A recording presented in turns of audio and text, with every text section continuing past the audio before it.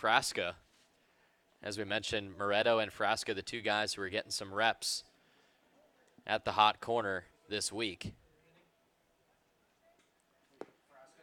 Moretto out of Sacramento State, playing over at third base. Sporting the number 31. I saw 31 chasing it. So that's not 9. It's from Coquitlam, British Columbia. 0-2 to Cavadas, fouled away. Is it that or is it Coquitlam? I never know with those. I think you're right. yeah, you're definitely right. I was talking to him, though, before the game, and he had a long trip out here. Yeah. 14 hours. He had a layover in Minnesota from British Columbia, and then that final flight to Boston. 0-2 fastball cut on and missed. Cavadas goes down on strikes. It's a 1-2-3 inning, all with swinging strikeouts. Striking out the side is Hoffman as we head to the home 6. Falmouth still losing 1-0. You're listening to Falmouth Commodores Baseball on the Falmouth Commodores Baseball Network. Have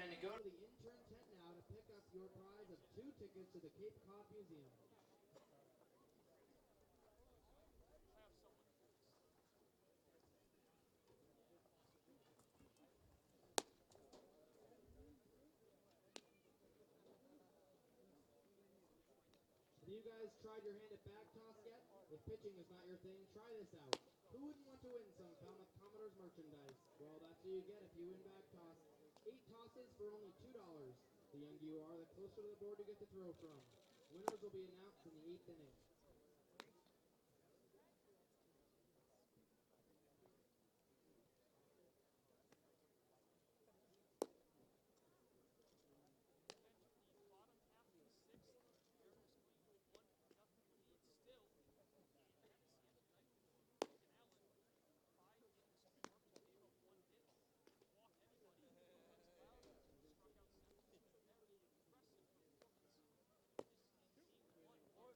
Now on the mound for the Mariners, number 24, Antonio Menendez from Wake Forest University.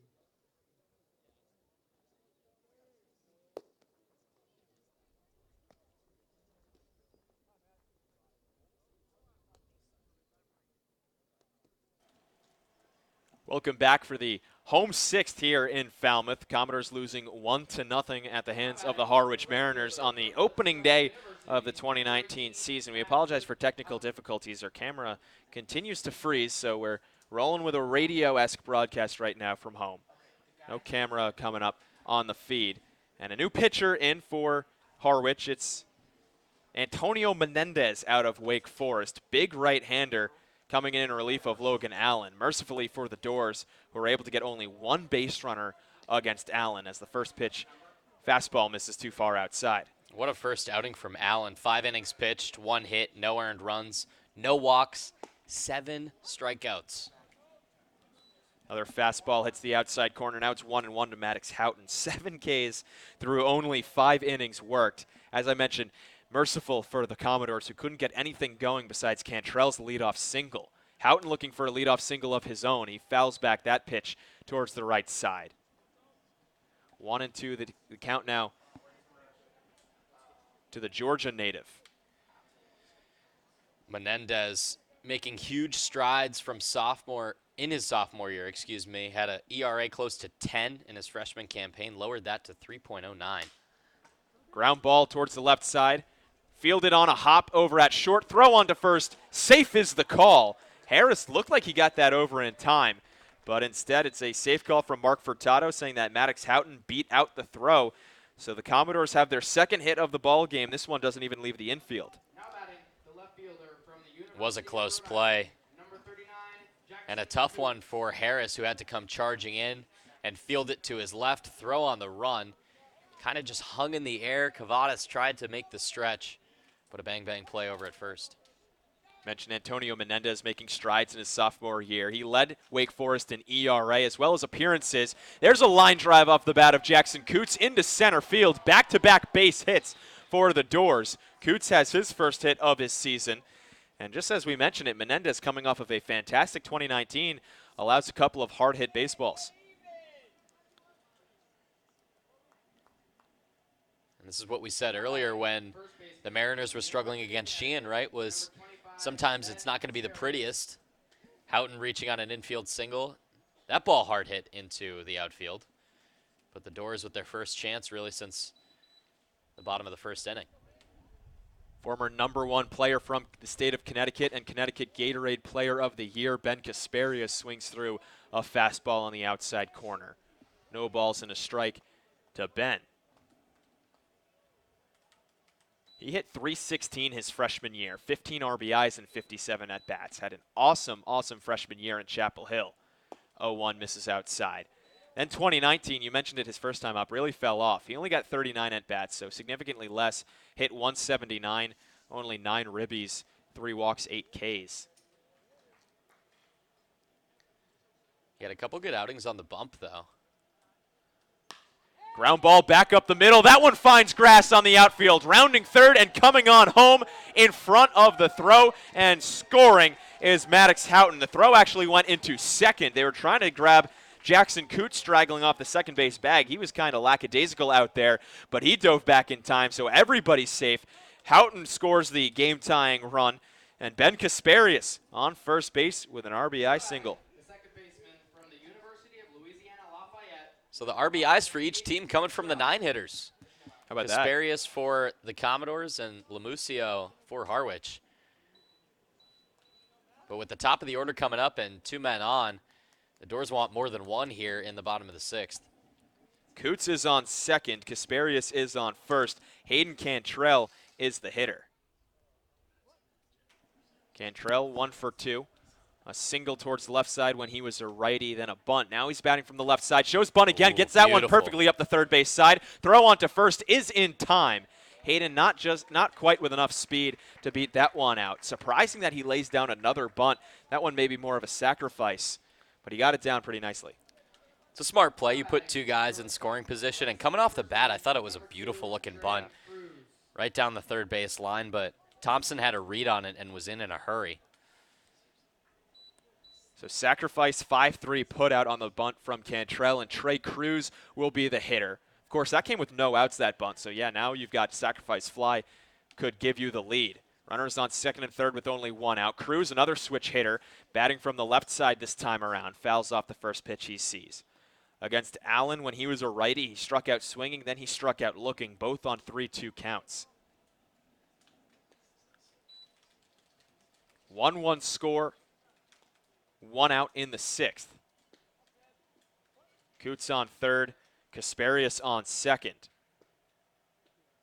Menendez looking in, 6-4 on the bump. He's looking like a monster out there. Comes set at the belt. Kicks and fires home, and he misses outside. Count evens up.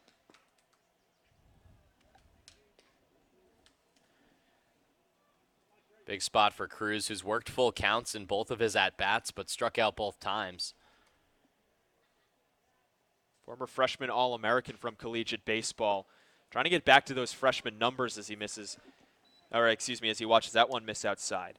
Pardon me, back to his sophomore numbers. His freshman number is pretty sharp, 279 average, 13 doubles, 6 home runs. Improves on that this past year, 305 average, 9 home runs.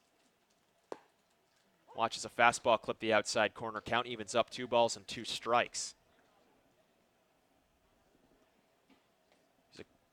Second team All-Conference USA as a freshman.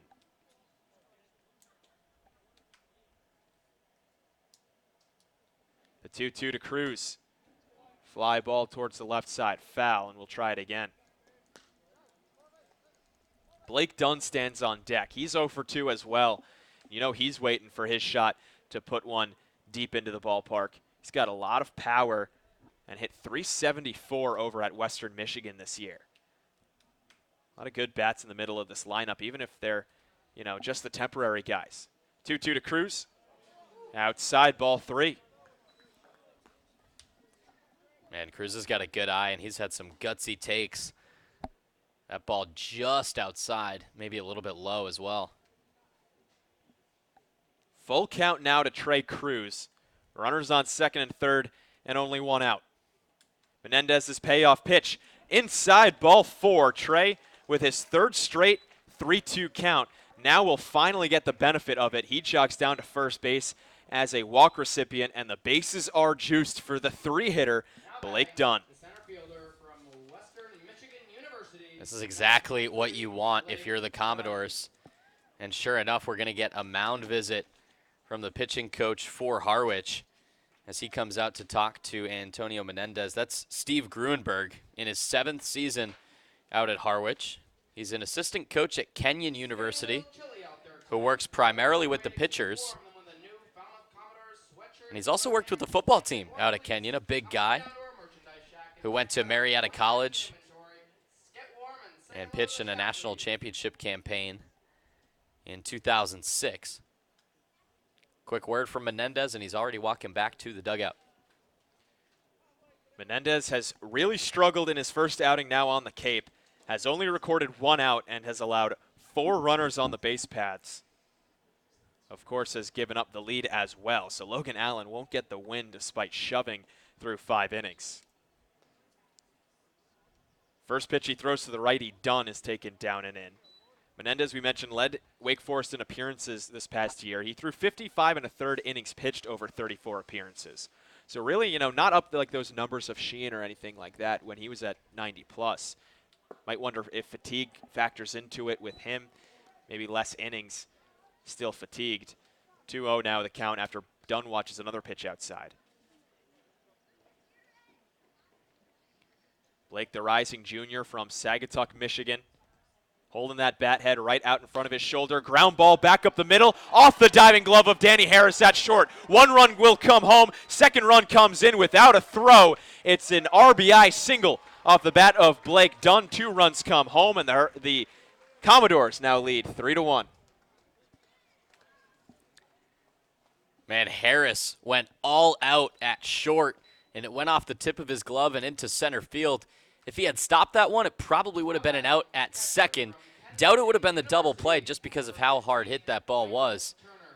But too hot for Harris to handle. And the Doors take the lead for the first time this season. It was a juicy pitch to Dunn. He got ahead 2-0. It was a friendly hitter's count, and then a pitch right down the middle that he just sent right back through the box. First pitch thrown, Dunn is running, slides into second, safe, well ahead of the tag. So Blake Dunn showing off the speed as well. We talked him up as a power hitter, but look at him. You might not expect it as the 3-man, 6 foot, 205, but he had 30 stolen bases this year, which was tied for the 2nd most in a single season in Western Michigan history. So his first time on the base paths, did not hesitate to take second. Now the Doors have 2 runners in scoring position again. Fly ball towards the left side. That one's going to drift foul, and it will. So 1-1 now the count to Michael Turner, the 4-hitter. How about Blake Dunn showing off all that speed and that stocky frame? I mean, yeah. 6 foot 205. He looks beefy. He looks very strong, and all of a sudden he whips out, and he's way ahead of the throw too.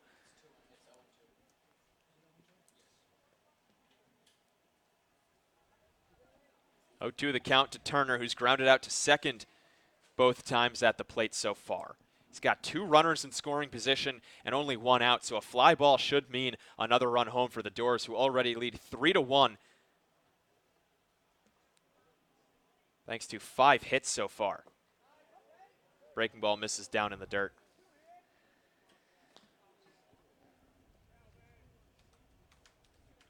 Four hits this inning has brought home 3 runs. They have had all of 1 hit through the first 5 against Logan Allen. Menendez has run into a storm of trouble, and there's another righty who's warm in the pen for Harwich. The 1-2 to Turner. Ground ball towards the right side. Playing in is the first baseman, Cavadas, but he'll have to go to first as that one was so slowly tapped. Coming home and scoring the 4th run for the Doors is Trey Cruz, and they lead it 4-1. Yeah, not much else Cavadas could do. By the time he got the ball, Trey Cruz was already sliding into home. Tapped first base and another RBI for the Commodores.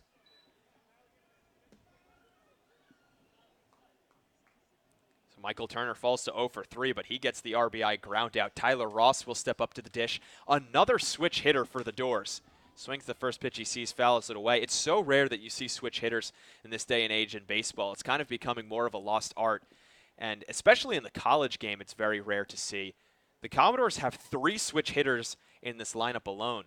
Cantrell, Cruz, now Ross. Maybe somebody else will break out from both sides. Who knows? 0-1 the count. the Alabama two-way player as he watches that pitch miss outside. Dunn is on third after the ground out towards the right side, so he will assuredly score should the baseball find outfield grass.